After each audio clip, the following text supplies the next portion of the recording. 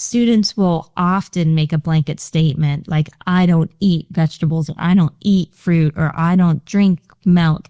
And really what they're saying in my mind is, I've had such a poor experience, or I felt so unwell after an experience. From the Weston A. Price Foundation, welcome to the Wise Traditions podcast for wise traditions in food, farming, and the healing arts. We are your source for scientific knowledge and traditional wisdom to help you achieve optimal health. And now here is our host and producer, Hilda Vrbanac. Hey, Hilda here. Takis, Gatorade, crumble cookies, and fast food. Honestly, ultra-processed food is as close as our teen's cell phone and the corner 7-Eleven. How do we help them move away from the junk that is damaging their health and toward real food and traditions that enhance it? This is episode 543, and our guest today is Leona Vrbanac. Leona is a culinary teacher in a public urban high school in Ohio, and her class is so popular that she has a waiting list of students who want to take it. So what's her secret? How is she making real food, ancestral traditions, gardening, and cooking cool? What resources does she offer? What tips and tricks does she have? Her approach just may hold keys for you to inspire your teenagers and pretty much anybody around you into eating and living in a more ancestral fashion, and to have their health benefit too. Before we get into the conversation, are you a parent, a would-be parent, a grandparent, or an adult interested in children's health? Nourishing Our Children is a project of the Weston A. Price Foundation. It was launched in 2005 with a focus on timeless principles for supporting learning, behavior, and health through optimal nutrition. Nourishing Our Children has an active closed Facebook group that offers support on how to nourish and not merely feed your children. If you join, you'll have complimentary access to the group focused on adults for the donation of $5 for the calendar year. And the moderators ensure that no question goes unanswered. So go to nourishingourchildren.org/groups to sign up today. Again, that is nourishingourchildren.org/groups to learn how to join. Do you want to know more about it? Check out what Catherine Jimenez has to say. I am a first-time mom of a soon-to-be 9-month-old and a member of the Nourishing Our Children private Facebook group. I began with the Nourishing Traditions book of baby and child care, but I felt I needed encouragement and support implementing some of the recommended food practices. Joining the group became instrumental in helping me navigate the barriers that I had to giving my baby his first nourishing foods. I've had so many questions and have been so grateful for the clarifications and answers. My questions are always answered, and I'd say in prompt fashion as well. Thank you, Nourishing Our Children. So again, you can check out this resource. Go to nourishingourchildren.org/groups to find out more. This is Hilda Vrbanac, and you're listening to Wise Traditions. Welcome to Wise Traditions, Leona. Thank you so much, Hilda. I am delighted to be here. Tell us a story about when you took a group of students raspberry picking. Yes. So my classroom is a traditional high school classroom, grades 9 to 12, all students together. And I have about 24 at a time. And we planted a garden. So we went outside to the garden and I said, we are going to do some picking. We're going to pick some berries and come in and make smoothies with the yogurt that we've made. And the students went out and they started picking. And one of my juniors, who would be 16, said, these are the most delicious strawberries I have ever had. And then all the students started eating the strawberries. And I said, well, wait a minute, we might want to hold on to some of those. And they said, but why do they taste so delicious? And I said, well, because actually those aren't strawberries. Those are raspberries. And at 16 and 17, even though we've been eating our whole lives, everything's been presented in a package and we don't know the difference between a strawberry or a raspberry or a blueberry.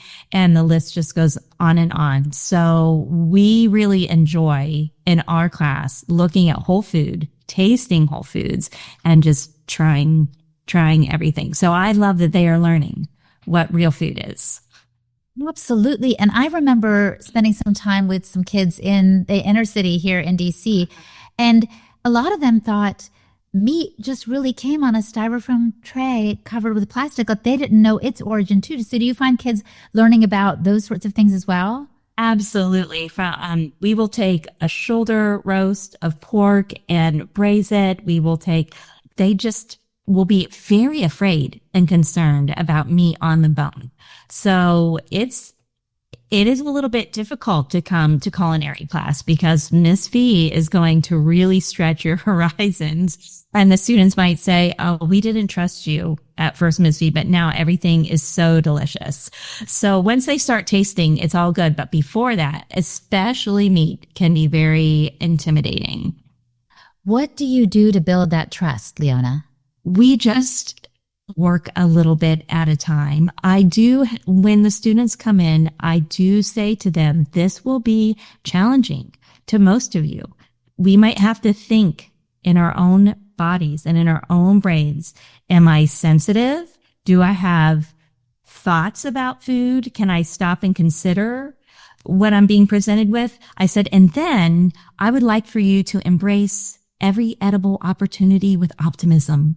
So please try it. Just try the tiniest taste and we will celebrate that you are so brave. So we start a little bit at a time and then build from there.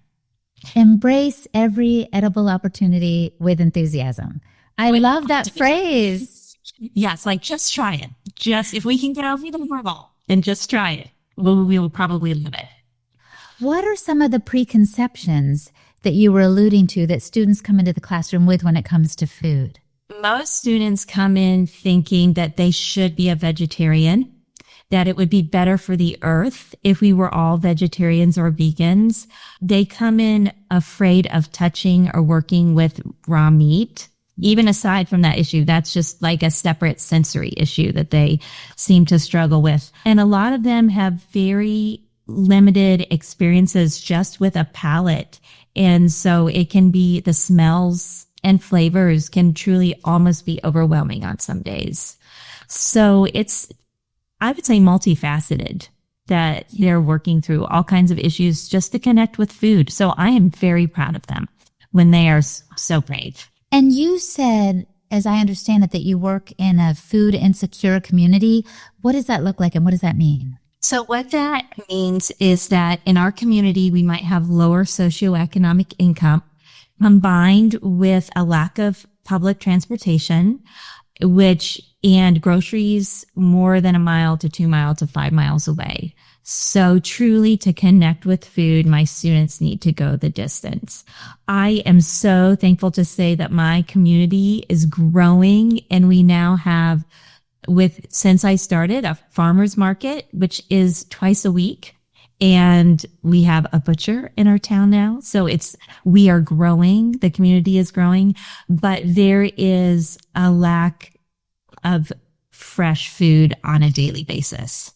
And why is what you're teaching, why does it matter? Because some would say, well, if it's a food insecure community or folks from a lower socioeconomic class, maybe they should be learning trades or something more practical.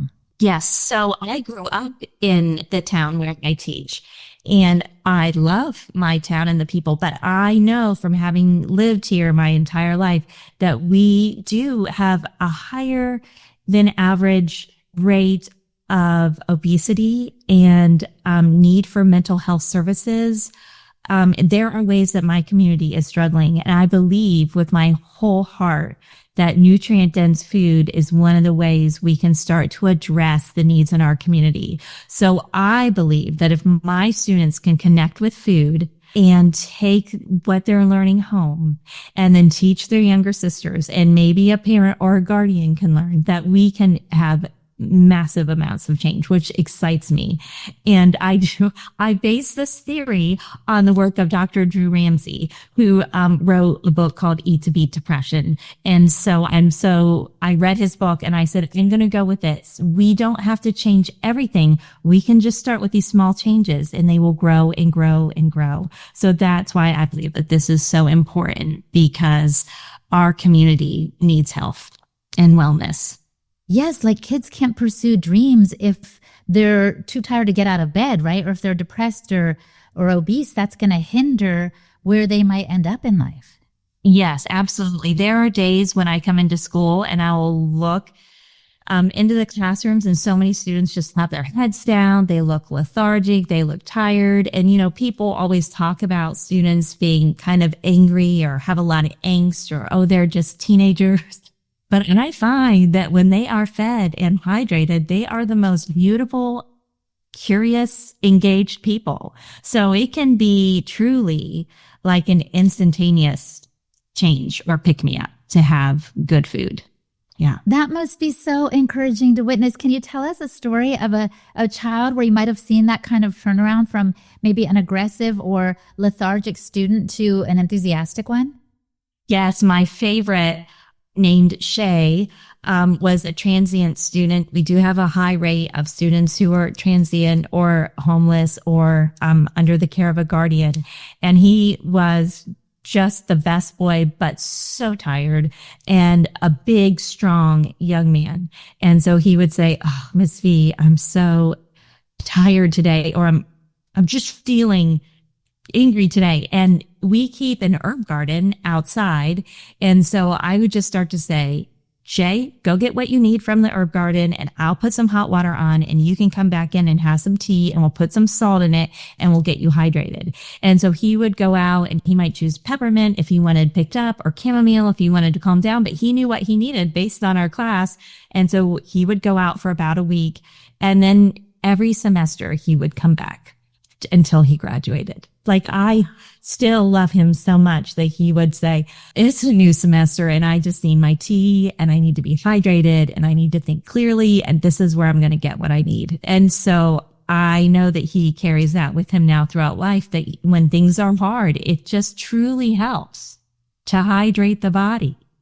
And that's the kind of change and ownership that I like to see. That's so beautiful. Now, Leona, when did you decide that you were going to lead this culinary class kind of the Wise Traditions way? What gave you that conviction and that impetus? Yes. So I moved to high school only about a decade ago, which in a long career of teaching is actually not that long. The high school said, "We need a culinary teacher with a home ec degree, and there are not very many dinosaur home ec teachers out there, but you are, so please come over." So I jumped from elementary to the high school, and that's when I noticed that students were not feeling well, that their heads were down, that they were tired, dark circles. And I knew we were a community of free breakfast and free lunch. And I thought, well, if this is meeting the standards, but not meeting the students' needs, I need to look elsewhere for what might be healthy. So I started reading and I read The Dirt Cure and I read some Wild Fermentation and I by Katz. And I thought, oh boy, this is a lot of work. And I was looking. And then in one of the books, it said, The Wise Traditions, the Weston A. Price. And I turned to my husband. I said, "You are not going to believe this, but there's this group there and they have this information. And it's in one place and I could just go there. This is just so exciting." And so at that time, my husband and I became Wise Tradition, joined the Weston A. Price Foundation and are really involved and we love to go and learn. And I've been attending the conference now for several years and every year I learn what I need to know. I am so, so grateful for Wise Traditions and all I've learned. Oh, it's so cool that you've taken it and you're translating it to this generation, to these young people that need it so desperately. But I do have to ask you, have you ever had any kind of epic fails in the classroom where you're like, okay, that didn't work at all? Well, I almost think if we don't have at least one epic fail a semester, we're losing our touch. Like, we have to have a really great fail. Otherwise, high school needs to be legendary. That's our goal. So I would say perhaps maybe mishaps. We have more mishaps. I can honestly say that we use the Nourishing Traditions. We use Bill Schindler's work, Dr. Bill. These recipes do not fail, but we do sometimes periodically catch an oven on fire. One time you were doing sourdough pizza and a student decided to put his head in the oven and caught his hair on fire. That was very disconcerting, but we were safe. We saved him. He's fine. Everything was okay. We checked in with grandma. So we've had some mishaps. We've had some good mishaps, but in general, the recipes work. That's so encouraging. But I also mean, has there been a time when you tried to do a lesson on liver, let's say, and kids are just like, no. Do you know what I mean? Like, has there been resistance? Yes. We would say when we did sauerkraut the first time, the students were just like, oh, I don't know. This smell, this is too much, Ms. V. I don't know what you're thinking. But luckily, we noticed that outside, a block down from the school, was a German food truck. So I said, that's it. Field trip. Everyone, let's go. So we all go walking down to the food truck, and we were like, we're afraid to try our sauerkraut, but you are a German food truck. So we thought you could try it. And they did. And they said, we're say this is good sauerkraut. And after that, a few of the students were willing to try it. And then from there, everyone's willing. So there's been a few times I had to fight for it. Oh my gosh. Yes, of course. Of course. Coming up, Leona explains what she considers the best place to start to get teens excited about cooking, preparing, and eating real food. You're listening to the Wise Traditions podcast from the Weston A. Price Foundation. We pause now to recognize our sponsors. American Blossom Linens. Sleep soundly and wake refreshed. Experience the soft, crisp quality feel of the American Blossom Linens heirloom chemical-free bedding. It's made completely in the USA. Just like the sheets your grandma had.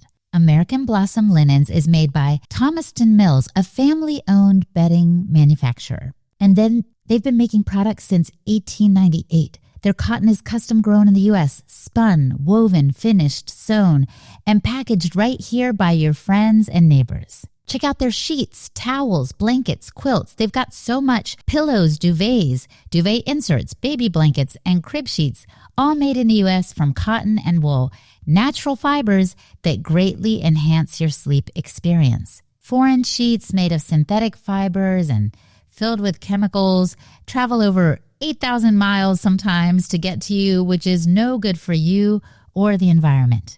With over 2,500 five-star reviews, American Blossom Linens products are loved by many, including Angela and Shay from Homemaker Chic and Josh and Carolyn from Homesteading Family. Plus, there's free shipping on everything, so you can order with confidence, knowing you will have their 2-year happiness guarantee. So if you're not happy with your purchase for any reason, you can return it for a full refund. Visit AmericanBlossomLinens.com and use the code WISE for 20% off today.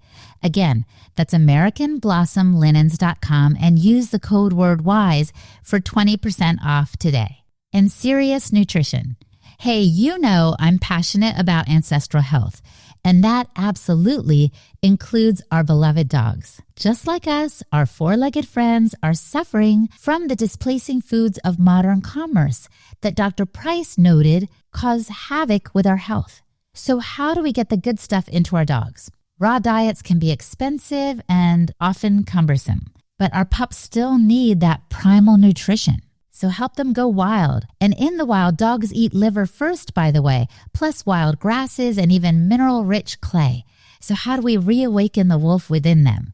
I want to tell you about Serious Nutrition, Primal Puppy. It's a whole food powder with 8 simple ancestral ingredients. You just sprinkle the powder onto your dog's regular food. There are no preservatives, no fillers, just clean, whole foods that dogs have been seeking out for thousands of years. It's a simple way to bridge that nutritional gap and help them thrive. So go to the website, SeriousNutrition.com, and that's Serious, S-I-R-I-U-S, like the dog star, SeriousNutrition.com, and use the code WISE for $10 off your canister on your first order. That's SeriousNutrition.com, S-I-R-I-U-S, and the code word WISE. Go to Serious Nutrition's Primal Puppy products today. This is Leona Vrbanac, and you're listening to Wise Traditions.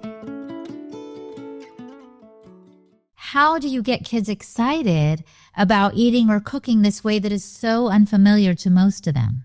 We start with skills. So maybe instead of presenting all of the recipes or all of the ingredients up front, we'll start with the skills. So we will make sure that we have safety procedures around knife skills, and every student will get a 9-inch chef's knife, and every student will practice their chopping and their handling and their safety. And so really, as we develop these skills together, then they're willing to use their skills.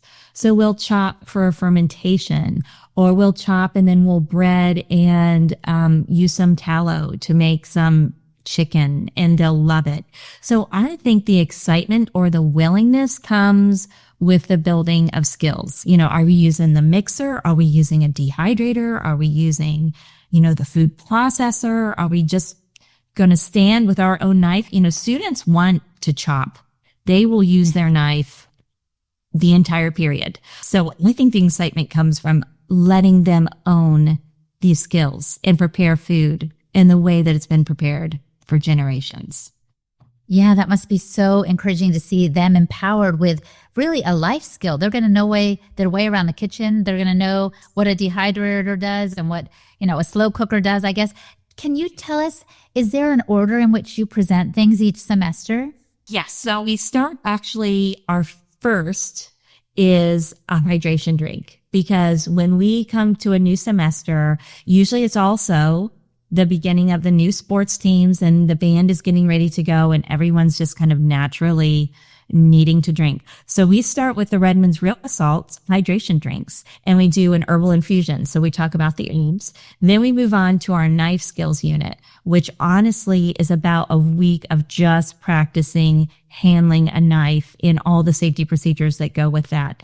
And then from there, this year we will be doing global food. So we will cook our way around the world. So we'll start in Southern America, and we'll start with nixtamalizing corn and making our tortillas. And then we'll work our way around the world, picking up the Asian countries and the European countries and doing some traditional dishes. Now I understand why you have a waiting list for your class now. How many years did that take to build up, and what does that look like now? Took about 3 years to really hit a nice pace with the students. And now they know word's out that the students should definitely take global foods. That is a school favorite. That's so amazing. That makes me so happy, and it must bring you so much pleasure. Have you ever thought, Leona, about helping to replicate this at other schools or expanding the program to adults? Because personally, it sounds like something I would love to do. Well, as chapter leaders, we have just started offering sourdough classes in our home. And when the community hears about it, they say, we want to know this information too. So the way we're addressing them is by hoping to grow our local chapter. And I haven't really worked with other schools, but I did learn through this that there are some other teachers. Kimberly Potts is on, and she does a Weston A. Price unit and talks about his travels. So it is being done a little bit. There is some other work being done.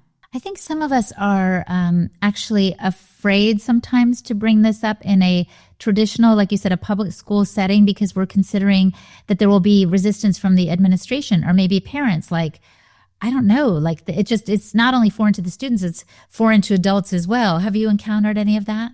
No, I really haven't encountered any resistance, and almost the opposite. Our administration is so grateful that the students are engaged and the students are eating and the students are out in the garden and they're caring for the soil and composting. And I've only ever had positive feedback from administration, and parents are excited. When a parent says, my student came home and made dinner and it was like the simple, delicious dinner we've ever had. Who would have thought that we could have sausage and spinach and it would just be delicious? And so guardians seem to be happy as well. So I believe that as the public schools, it's part of who we are to embrace our community. So chefs will come in and cook with us, and it's just a really beautiful way to engage our local community. And I would encourage people that their public schools are their community and to step in and to speak into the lives of students because they are truly hungry to know. Well, and speaking of having them know, how much time do you have them diving into reference books, like maybe Nutrition and Physical Degeneration or Nourishing Traditions or the book you mentioned, Eat to Beat Depression? Like, do you offer those as part of the curriculum? Yes. So 3 days a week we're cooking. It takes us, because I have the students in 40-minute periods. So I will have a group of 24 students every 40 minutes throughout the day. So it takes us in general 3 days to make it through a recipe. But then we will spend the other 2 days a week looking at the countries from which we are cooking. And then the other day, the research behind it. So we will use Eat Like a Human quite a bit from Dr. Bill Schindler. We use some work from the glucose goddess to learn about our own bodies and the way our food is metabolized. And then a little bit of pharmacology by Daphne Miller. And then, of course, again, just the yellow books. I have it right here. Even the children's cookbook is such a good basic course for us that we'll use a lot of information out of the Nourishing Traditions cookbook for children. Now, you told us about that young man who started to recognize, oh, I want to chill out. I'm going to have chamomile from the herb garden, or, oh, I need a little more energy, so I'm going to seek out this other herb. Can you tell us another aha story of a student who started to understand more about their body, maybe about how their body responds to a glucose spike or something like that? We really focus on, we might not all feel good every day, but can we just be really good at feeling where we are? So I referenced this a little bit earlier, but I had one student who said, oh, Miss V, I just didn't trust you. And that has just stayed with me, that we were doing some work with vegetables and she was not a vegetable eater at all. And students will often make a blanket statement like, I don't eat vegetables, or I don't eat fruit, or I don't drink milk. And really what they're saying in my mind is, I've had such a poor experience, or I felt so unwell after an experience. And so we had some vegetable chopping. We did a beautiful saute, and it was a lo mein, and it was just gorgeous. We spent a lot of time on our sauce and mixing our sauce and making it just right. And she was willing to take a bite, and she said, this is so delicious. I can't believe it. I said, I know, and you made it yourself. Isn't it just fabulous? And this is something you can do again and again so easily. And she was just real. And she said, Miss V, we just have to learn to trust you. I said, yes, you do. And you can. Oh, that's so beautiful. And so how do you wrap up the semester? You've given us a nice overview of how you travel around the world with the foods and you incorporate some of the books and resources. How do you wrap things up and time up with a bow? What do you hope that the students will walk away with?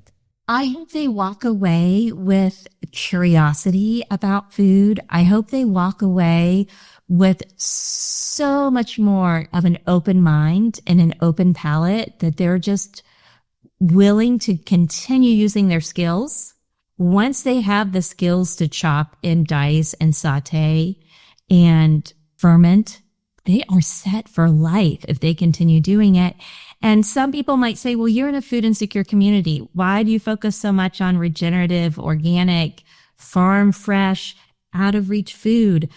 But now that we have farmers markets in so many communities and we can go meet more farmers, vegetables are very affordable and salt is very accessible. And so we can ferment and we can saute and we can prepare our foods in beautiful ways. So to me, just giving them the skills of chopping and the skills of creating some ferments and some yogurts, then that makes food so much more affordable and nutrient dense. That's the way we release the nutrients in our food, is by the way we prepare it. So that's my heart for them, is that that their bodies have access to the nutrients in food so they can live well and healthfully. And Leona, as you're speaking, I can't help but think that you have probably felt this own difference in your own life. Have you always nourished yourself so well and so deeply? I believe that I always tried and I was careful, but until I learned the Weston A. Price principles, I was not as vibrant and well and energetic as I am now. I'm in my 50s now, and I feel better than I felt in my 20s and 30s. It's just amazing. So that's part of my message is I'm learning too, and I'm on the journey too. And as I see life getting better and better in my 50s, you can see it in your teens. And that would be so great to start this way and have all these extra years feeling great. And I bet some of what you're sharing and what you've experienced is also what parents can do. So not everyone listening to the podcast is going to be an educator, but in some way, shape, or form, we are. A lot of us have families or loved ones or friends around us that we can nourish in this way and start to see this ripple effect, right? Yes, absolutely. And just, I would say parents, grandparents, aunties, uncles, cousins, even just teenagers who are in charge of the younger kids, just start experimenting. And when we keep it about the process, it just keeps it fun and lighthearted and exciting. Yeah, keeping it playful and knowing you might have some mistakes or mishaps like you suggested. And as I was thinking too, and a moment ago, I was thinking, I was asking about resistance from the administration and the school. Have they had a ripple effect? Because I know Hillary Boynton with School of Lunch has said that when she started working at this particular school, serving kids lunches and snacks that were nutrient dense and kind of the Wise Traditions way, the principal and the teachers started wanting that food too. Have you noticed any of that? Yes, we do a sourdough unit, which is supported by King Arthur, who sent us some flour, and we then bake a loaf and give a loaf, and the teachers are so thrilled. They're, oh my God, the most beautiful loaf of bread, and it was sourdough, and it was so delicious. And the principals say, we may have a student maybe exhibiting some less than acceptable behavior in other areas of the school, but they come over to Culinary and they are just citizens of the world and so kind and so helpful and so engaged. So teachers notice that healthy food helps students be their best selves. And it's a very good place to be. Wow, that is so beautiful. Well, I hope that this conversation will inspire others to consider how they're nourishing themselves, how it's affecting their behavior, and kind of getting in tune more with their own bodies. This has been wonderful. And so now I want to pose to Leona the question I love to pose at the end of every podcast. If the listener could do one thing, just one thing to improve their health, what would you recommend that they do? I would recommend that they plant a seed or a handful of seeds and just watch that seed grow with delight and take just a little bit of responsibility for their own food. Because once we start outside with our hands in the soil, heads in the sun, watching our food grow, it's just life-changing. And it's such a beautiful beginning to a journey. Well, we are really looking forward to seeing you at the conference. Thank you for being a part of this live Wise Traditions podcast with members only. It has been a pleasure. On behalf of the Weston A. Price Foundation, Leona, thank you for your time today. Thank you so much. Our guest today was Leona Vrbanac.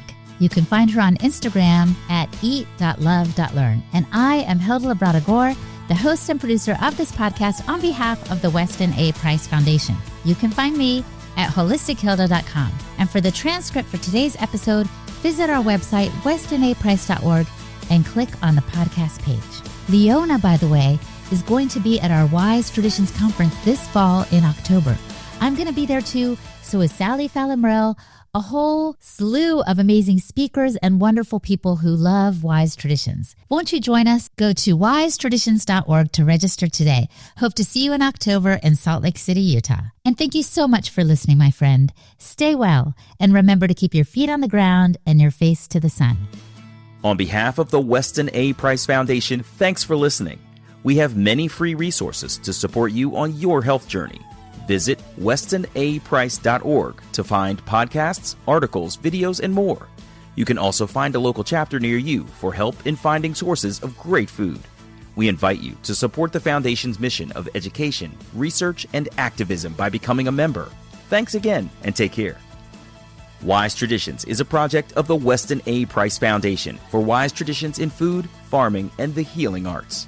The content on this podcast is provided for informational purposes only and is not intended to substitute for the advice provided by your doctor or other healthcare professional. It is not intended to be, nor does it constitute healthcare or medical advice.